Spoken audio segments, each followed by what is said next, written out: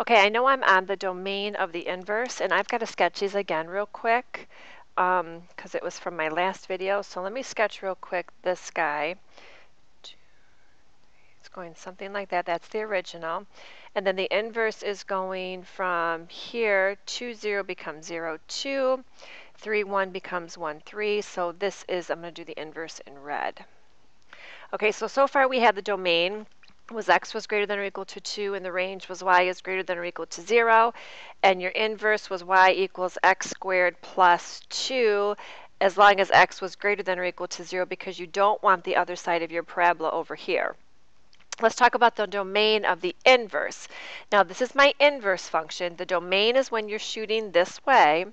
At what point will you start hitting the graph? And it's when you get to that point 0. So this should be x is greater than or equal to 0. And then the range, you're shooting it from this way. So it's going to be where y is greater than or equal to 2. And then is the inverse a function? So you do your vertical line test. You never hit it more than once. So yes, it is a function. All right, so I have a couple problems left here. I have one on this page and then one on the next page. And it has to do with some functions that you talked about in 6.6. And what this is first of all, you have to find the inverse. So let's go ahead and find the inverse. I'm going to switch the x and y and solve for a y. So I'm going to cross that off and make it into a y. I'm going to switch the x and y, so it's going to be x equals 1 over y minus 1. I'm going to solve it for y, so you could cross multiply, or that's probably the easiest way to go. I'm going to put this over 1 and cross multiply like this. You can cross multiply because there's an equal sign here. That's why you're allowed to do that. And then to solve this for y, you are going to, oh gosh, you're going to have to distribute here. And we're going to get xy minus x equals 1. And to solve this for y, we're going to add x to both sides, this x right here. And then divide both sides through by x, so you end up with 1 plus x over x. If you want to take that x to both parts, it would be 1 over x plus 1, because this is your 1 over x, and then x over x is your 1.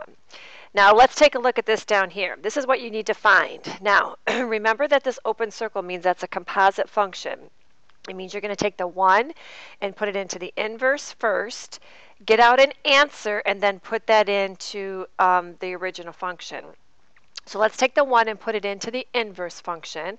So 1 over 1 is 1, plus 1 is 2. So out of this answer right here, when I put the 1 into the inverse, and let me do that again. You're going to put the 1 in here, so 1 over 1 plus 1 is 2. That comes out to be a 2, and then you put that into the f function. So here I go, I'm going to put it in up here.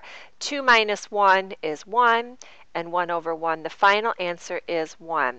Now I put this here on your paper so that you can see that these two things from the original that's on your notes, and so this one and this one are identical, the exact same thing. Next question says, okay, well now we're going to take that value of 1 and we're going to put it into the original first and then into the inverse. So if I put my 1 into the original, watch what happens. This is my original from up above. If I put a 1 in here, 1 minus 1 is 0, and 1 over 0 is undefined. Put it in your calculator. It's going to say ma error. You can't take that answer and put it even put it into the inverse function. So in this case, we say that this answer does not exist because you cannot divide by 0 here. All right, and last page on the back, I have 4 over x plus 2. Doesn't matter that I have a g of x, f of x, t of x, y. It doesn't matter. All it means is y. So I'm going to find the inverse first. I'm going to have y equals 4 over x plus 2. And I'm going to switch the x and y. So I'm going to get x equals 4 over y plus 2. I'm going to solve this for y, much like we did the last one. So that's x times y plus 2 equals 4. That's 4 times, that's a 1 over here, if you want me to show the work there. Distribute the x to both parts. We're going to solve for y, so I'm going to minus that 2x and then divide by x. So that's going to go down to, if you're going to simplify this, 4 over x minus 2, because your x's are going to cancel when you take it over there. We're going to put the 0 into the inverse first this time. And what happens here? 4 divided by 0, here we go again with that 4 divided by 0. Well, you can't answer that, because what is 4 divided by 0? What is undefined minus 2? You don't know. So this case, this first one's going to be a does not exist. Doesn't always happen, by the way. It just happened on these two.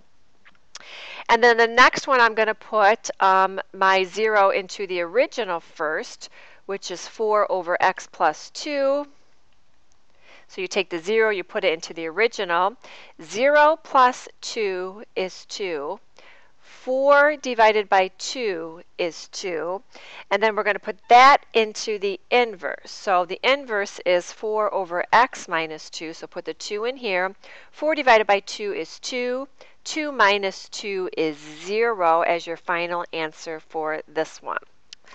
Okay, so let's get some practice on this so you get really good. The domains and ranges you might be having trouble on, so if you do, you let me know or check your answers in the homework binder so you can see if you're getting these right.